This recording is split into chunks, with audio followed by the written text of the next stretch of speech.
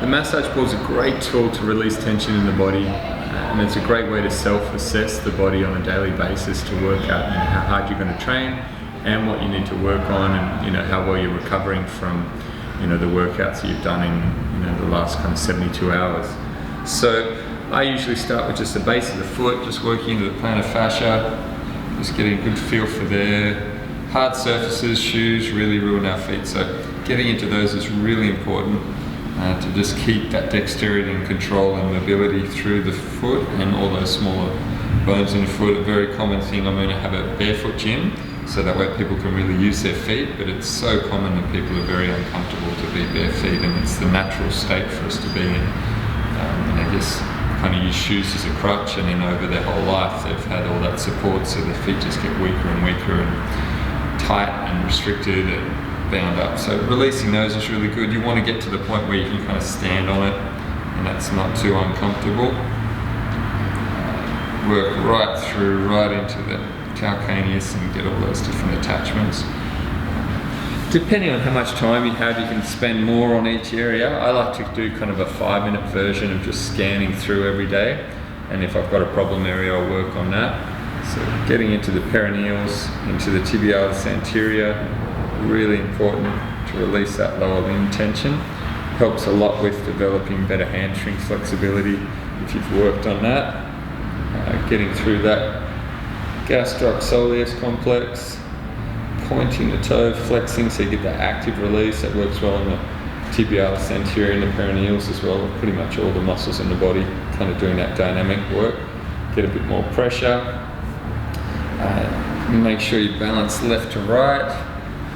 And work out whether you're even on both sides.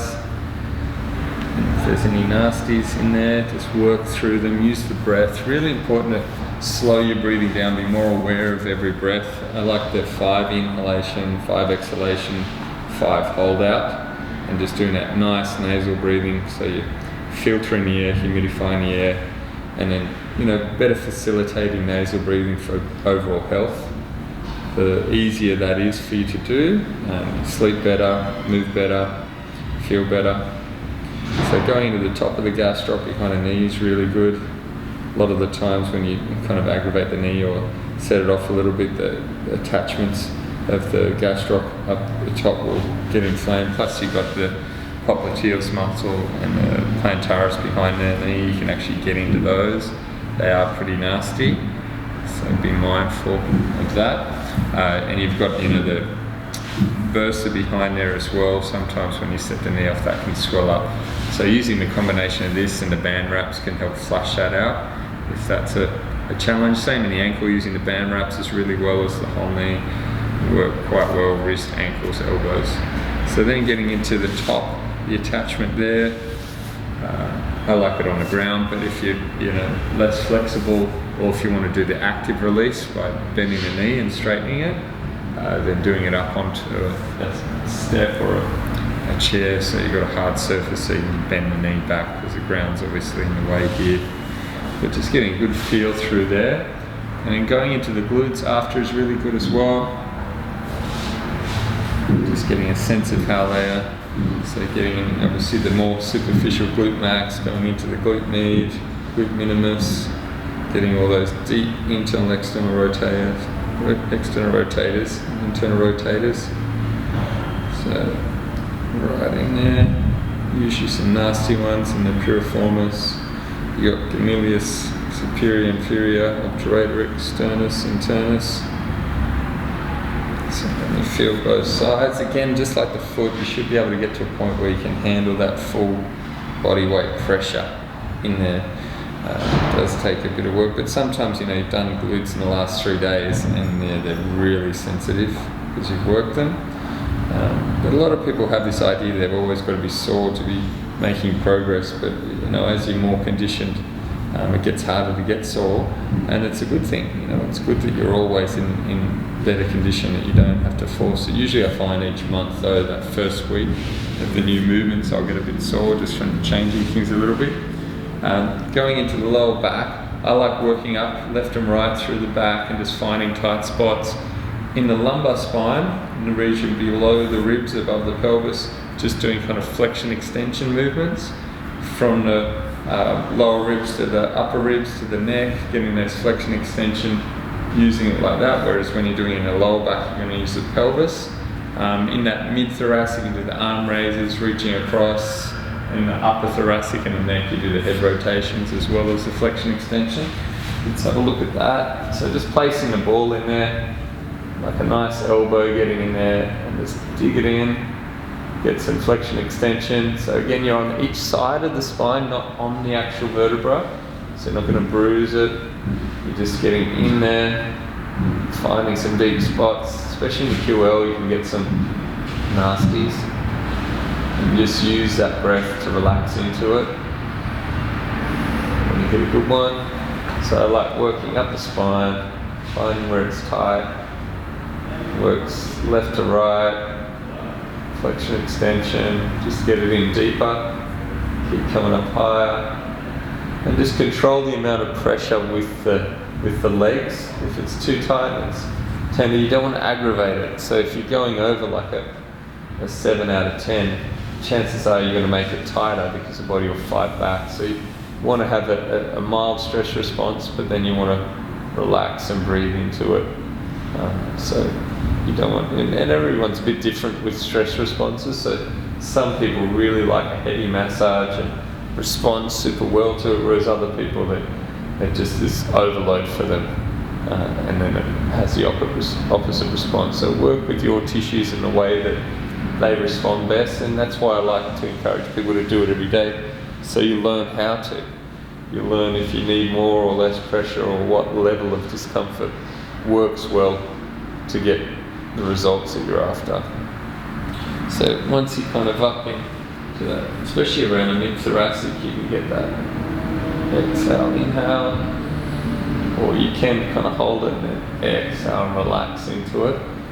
Start raising the arm up and down to slide those traps up and down on it. That crunch action, reaching over, hitting some different angles, get in between the shoulder blades and the spine, that's quite nice. Circling that shoulder, really quite a joy to do once you get it down. And it's just making it a lifestyle habit, and just to really give yourself that soothing, self-nurturing on a daily basis makes such a difference. And yeah, at the beginning sometimes it can be quite uncomfortable, so it's not really pleasurable, but find the level that that works for you. When you're getting into the suboccipitals up here, the rotation works well like that. Just find where it's tight. Usually it's a bit ropey in there. The middle of the neck's kind of the hardest, so you can kind of straighten it out a little bit and get in there. Work around the side more so you get into scalings. Oh, that's awesome. And because of the internal kind of rotation of the shoulders for most people and being hunched over, there's usually some pretty nasty spots in there, in the back of the shoulder blade. So finding those, get a bit more into that lat attachment. Coming like that. Posterior delt. It's good. On the other side. But again, you're just trying to find out how to work with your tissues, what they like, what they respond well to. I love doing this, once or twice a week. I have an Epsom salt bath and then do this after. It's such a simple tool to use. It's so effective. You can do those tricep tendons as well, which tend to get pretty tight.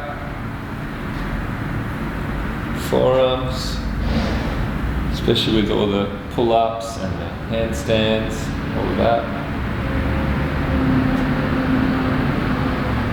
Hands, really good. Back of the forearms as well. Getting that pressure there, getting the active releases. Front of the shoulders quite nice as well.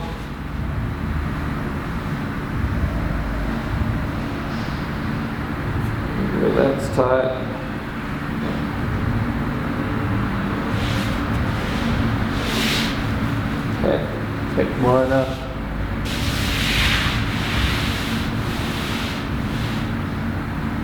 Get into the side of the knee from the front too.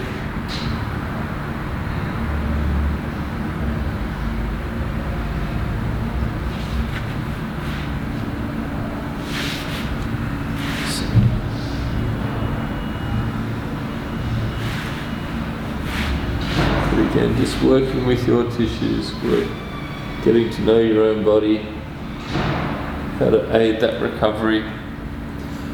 Just self-assess. If you can get it down to kind of a 5-minute routine, then you're more likely to do it daily. And then on the days you've got more time, you just take it.